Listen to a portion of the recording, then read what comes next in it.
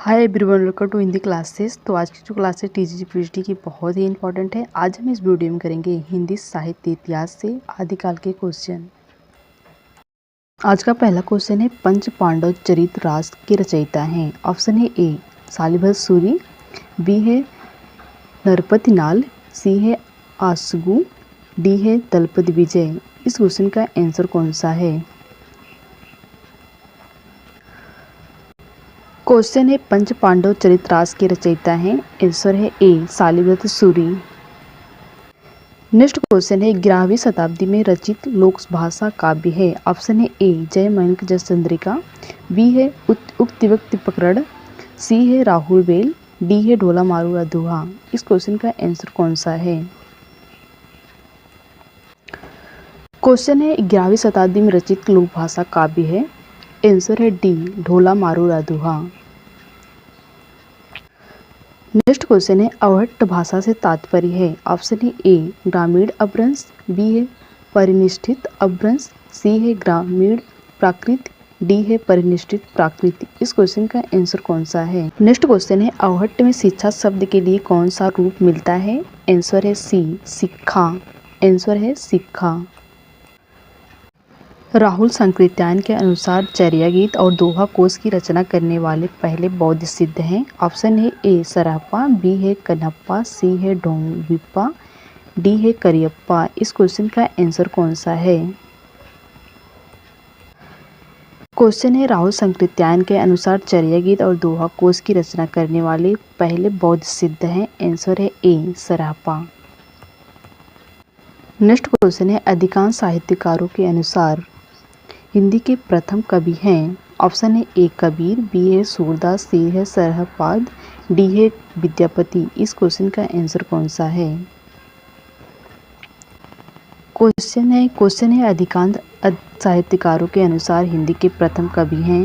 Answer है सी Sarahapada. Next question है, राहुल संकृत्यायन के अनुसार चर्या गीत और दोहा कोश की रचना करने वाले पहले बौद्ध सिद्ध हैं। ऑप्शन है ए सरहपा, बी है कन्हप्पा, सी है डोंबिप्पा, डी है कमरिप्पा। इस क्वेश्चन का आंसर कौन सा है? क्वेश्चन है, राहुल संकृत्यायन के अनुसार चर्या गीत और दोहा कोश की रचना करने वाले पहले बौद्ध सिद्ध हैं। आंसर है ए सरहपा। क्वेश्चन है, अधिकांश साहित्यकारों के अनुसार हिंदी के प्रथम कवि हैं। ऑप्शन है ए कबीरदास, बी है सूरदास, सी है सरहपाद, डी है विद्यापति। इस क्वेश्चन का आंसर कौन सा है? क्वेश्चन है, अधिकांश साहित्यकारों के अनुसार हिंदी के प्रथम कवि हैं। आंसर है सी सरहपाद। नेक्स्ट क्वेश्चन है, हिंदी के किस साहित्यकार के अनुसार शालिभद्र सूरी हिंदी के प्रथम कवि हैं? ऑप्शन है A doctor Ganpat Chandragupta, B है डॉक्टर नागेंद्र, सी है डॉक्टर रामकुमार वर्मा, डी है डॉक्टर धीरेन्द्र वर्मा। इस क्वेश्चन का आंसर कौन सा है? क्वेश्चन है, हिंदी के किस साहित्यकार के मतानुसार शालिभद्र सूरी हिंदी के प्रथम कवि हैं? आंसर है A doctor Ganpat Chandragupta.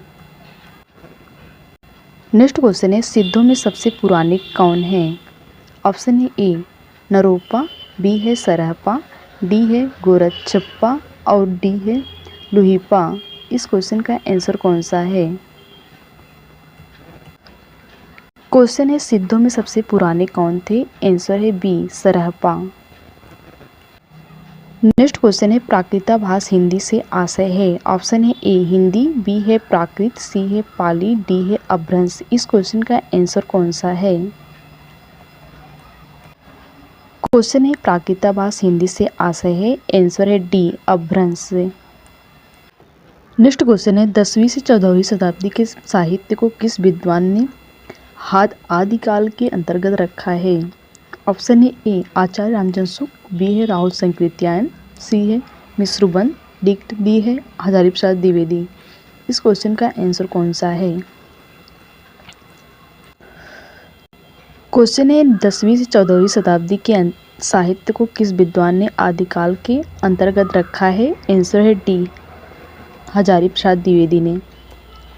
Next question है अपभ्रंश को पुरानी हिंदी सर्वप्रथम किसने कहा? ऑप्शन है ए जॉर्ज ग्रियर्सन, बी है चंद्रधर शर्मा गुलेरी, सी है रामचंद्र शुक्ल, डी है राहुल सांकृत्यायन। इस क्वेश्चन का आंसर कौन सा है? क्वेश्चन है अपभ्रंश को पुरानी हिंदी सर्वप्रथम किसने कहा? आंसर है बी चंद्रधर शर्मा गुलेरी ने। नेक्स्ट क्वेश्चन है पयम चरयू किसकी रचना है? ऑप्शन है ए अब्दुल रहमान, बी है विद्यापति, सी है स्वयंभू, डी है चंद्रवरदाई। इस क्वेश्चन का आंसर कौन सा है? क्वेश्चन है पयम चरयू किसकी रचना है? आंसर है सी स्वयंभू। पयम चरयू स्वयंभू की रचना है। नेक्स्ट क्वेश्चन है इनमें से किस ग्रंथ में लिखा है कि अग्नि परीक्षा के बाद सीता जैन धर्म में दीक्षित हो जाती हैं? ऑप्शन है ए महापुराण, बी है परमात्म प्रकाश, सी है भविष्यत कहा, डी है पवन चरयू। इस क्वेश्चन का आंसर कौन सा है? क्वेश्चन है इनमें से किस ग्रंथ में लिखा है कि अग्नि परीक्षा के बाद सीता जैन धर्म में दीक्षित हो जाती हैं? आंसर है डी पवन चरयू। पवन चरयू स्वयंकृत रचित काव्य है। यह 5 कांडों में विभक्त है। विद्याधर कांड, अयोध्या कांड, सुंदर कांड, युद्ध कांड और उत्तल कांड। स्वयंभू के नारी के प्रति व्यवहार का वर्णन इस काव्य में किया है। नारी के प्रति पुरुष का दृष्टिकोण उस युग में कैसा था, यह काव्य में वर्णित अग्नि परीक्षा वाले प्रसंग को स्पष्ट हो जाता है। लंका के विजय के पश्चात सीता को पुष्पक विमान पर चढ़ाकर कौशल नगरी लाया जाता है। सीता के आगमन की एक ओर भव्य वातावरण और दूसरी ओर वातावरण में राम का ओछा व्यवहार। अग्नि परीक्षा से पूर्व सीता राम से कहती हैं कि आज मैं अपने सतीत्व की पताका फहराऊंगी। आग यदि समर्थ हो तो मुझे जलाए। जब मेरा मन शुद्ध है तो इस दिव्य शक्ति का क्या होगा? इस ग्रंथ में वर्णित है कि अग्नि परीक्षा के बाद सीता जैन धर्म में दीक्षित हो जाती हैं। नेक्स्ट क्वेश्चन है इनमें से कौन सा ग्रंथ लौकिक चरित काव्य माना जाता है? ऑप्शन है ए भविष्यत कहा, बी है परमात्म प्रकाश, सी है योगसार, डी है पाहुर दोहा। इस क्वेश्चन का आंसर कौन सा है? क्वेश्चन है इनमें से कौन सा ग्रंथ लौकिक चरित काव्य माना जाता है? आंसर है ए भविष्यत कहा। नेक्स्ट क्वेश्चन है अपभ्रंश का भवभूति किसे माना जाता है? ऑप्शन है ए शालिभद्र सूरी, बी है पुष्पदंत, सी है कनकामर और डी है धनपाल। इस क्वेश्चन का आंसर कौन सा है? क्वेश्चन है अपभ्रंश का भवभूति किसे माना जाता है? आंसर है बी पुष्पदंत को। नेक्स्ट क्वेश्चन है मुकरी लिखने का सर्वप्रथम प्रयास किस कवि ने किया था? ऑप्शन है ए स्वयंभू, बी है जगदीश, सी है अमीर खुसरो, डी है कुंभन दास। इस क्वेश्चन का आंसर कौन सा है? क्वेश्चन है मुकरी लिखने का सर्वप्रथम प्रयास किस कवि ने किया था? आंसर है सी अमीर खुसरो ने। नेक्स्ट क्वेश्चन है अमीर खुसरो की पहेलियाँ और मुकरियाँ का क्या उद्देश्य था? ऑप्शन है ए पृथ्वीराज चौहान की वीरता का वर्णन करना, बी है अलाउद्दीन की औरंगजेब के युद्धों का वर्णन, सी है मनोरंजन के माध्यम से लोक व्यवहार की शिक्षा, डी है कोई उद्देश्य नहीं। इस क्वेश्चन का आंसर कौन सा है? क्वेश्चन है अमीर खुसरो की पहेलियाँ और तथा मुकरियों का क्या उद्देश्य है? आंसर है सी मनोरंजन के माध्यम से लोक व्यवहार की शिक्षा। अमीर खुसरो के बारे में कहा जाता है कि बड़े विनोदी और सहृदय व्यक्ति थे। जनजीवन के साथ घुल-मिल कर काव्य रचना करने वाले कवियों में खुसरो का महत्वपूर्ण स्थान है। उन्होंने जनता के मनोरंजन के लिए 16 पहेलियाँ और मुकरियाँ लिखी थी। आदिकाल में खड़ी बोली को काव्य की भाषा बनाने वाले पहले कवि हैं। उनके द्वारा रचित ग्रंथों की संख्या बताई जाती है कि जिनमें अब 20-21 ही उपलब्ध हैं। नेक्स्ट क्वेश्चन है, आदिकाल की पहेलियाँ और मुकरिया की रचना करने वाले कवि कौन थे? ऑप्शन है ए अमीर खुसरो, बी है हेमचंद, सी है स्वयंभू, डी है विद्यापति। इस क्वेश्चन का आंसर कौन सा है? क्वेश्चन है, आदिकाल में पहेलियाँ और मुकरिया की रचना करने वाले कवि कौन थे? आंसर है ए अमीर खुसरो। नेक्स्ट क्वेश्चन है, विद्यापति की कौन सी रचना अभी तक संपादित होकर प्रकाशित नहीं हुई थी? ऑप्शन है ए कीर्तिलता, बी है कीर्ति पताका, सी है पदावली, डी है इनमें से कोई नहीं। इस क्वेश्चन का आंसर कौन सा है? क्वेश्चन है, विद्यापति की कौन सी रचना अभी तक संपादित होकर प्रकाशित नहीं हुई है? आंसर है डी इनमें से कोई नहीं। नेक्स्ट क्वेश्चन है, विद्यापति इनमें से किस रचना के आधार पर मैथिल कोकिल कहलाए? ऑप्शन है ए पदावली, बी है कीर्ति लता, सी है कीर्ति पताका, डी है उपरोक्त में सभी। इस क्वेश्चन का आंसर कौन सा है? क्वेश्चन है, विद्यापति इनमें से किस रचना के आधार पर मैथिल कोकिल कहलाए? आंसर है ए पदावली के। विद्यापति इनमें से किस रचना के आधार पर मैथिल कोकिल कहलाए? आंसर है पदावली। आचार्य रामचंद्र शुक्ल ने हिंदी साहित्य के इतिहास में लिखा है कि जिसकी रचना के कारण विद्यापति मैथिल कोकिल कहलाए वह इनकी पदावली है। इन्होंने अपने समय की प्रचलित मैथिली भाषा का व्यवहार किया। विद्यापति के पद अधिकतर श्रृंगार के ही हैं, जिनमें नायिका और नायक राधा कृष्ण हैं।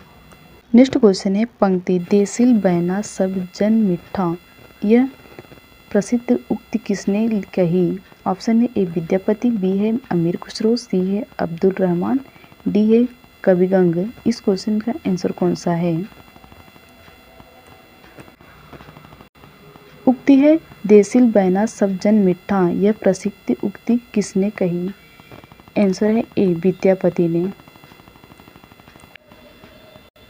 नेक्स्ट क्वेश्चन है, सिद्ध कवियों द्वारा प्रयुक्त भाषा को कहा जाता है? ऑप्शन है डिंगल, बी है अभ्रंश, सी है अवहट, डी है संधा।